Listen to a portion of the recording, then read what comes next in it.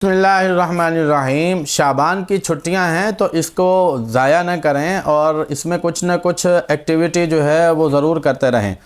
हमने आपके लिए, आपके फ़ायदे के लिए शाबान की छुट्टियों में मुख्तलिफ़ कोर्सेज़ रखे हैं। उनमें से कोई ना कोई कोर्स ज़रूर आपको पसंद आएगा।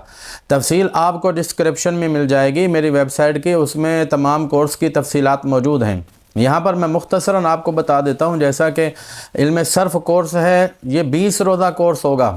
इल्म सर्फ़ कोर्स अलग है, इल्म नहव कोर्स अलग है, इसी तरह तालील कोर्स अलग है, इल्म तालील कोर्स जिसमें आपको सीगों में तब्दीली, तालील वगैरह, कवानीन वगैरह ये सब चीज़ें याद करवाई जाएंगी।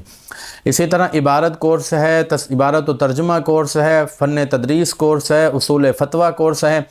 आप जो है ना वो 2-4 किताबें पढ़ने के बाद, दरस निज़ामी पढ़ने के बाद, थोड़ा बहुत पढ़ने के बाद या दरस निज़ामी से फ़ारिग़ व तहसील होने के बाद समझते हैं कि भाई हम तो मसला बता सकते हैं, कोई मुश्किल ही नहीं है। लेकिन मैं आपको ये बात, चौंका देने वाली बात बताऊं कि मसला बताने का ये उसूल है कि आपने ऐसा नहीं करना कि किसी ने कोई सवाल किया है तो आपने किताब में जाकर देखा और उसमें जवाब देखा और जाकर उसको बता दिया। इस तरह सवाल का जवाब नहीं दिया जाता। इसके पूरा एक तरीक़ाकार है, इसके उसूल हैं जो हमारे फ़ुक़हा ने बयान किए, उलमा ने बयान किए। उन उसूलों की रोशनी में ही मसले का जवाब दिया जाता है। यही वजह है कि मतलब हमारे यहाँ अक्सरियत जो है, जब उनसे सवालात किए जाते हैं, मसाइल पूछे जाते हैं, तो वो उसका सही तरीके से जवाब नहीं दे पाते, इसलिए कि उन्होंने उसूल इफ्ता पढ़े ही नहीं होते। तो उसूल इफ्ता कोर्स हम शाबान की छुट्टियों में 8 फरवरी से हमारे तमाम कोर्सेस जो है ना उनका आगाज़ होगा।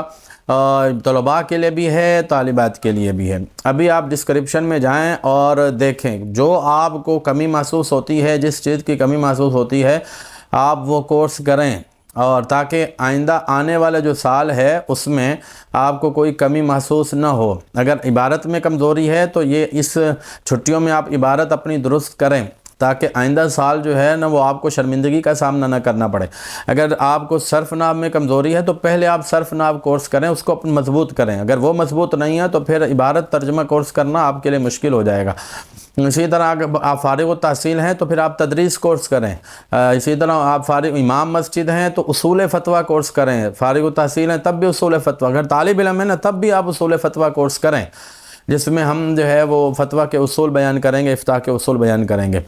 तो अल्लाह ताला से दुआ है कि अल्लाह ताला हम सब को दीन मतीन की खिदमत के लिए इल्म नाफ़े हासिल करने की तौफ़ीक़ अता फ़रमाए।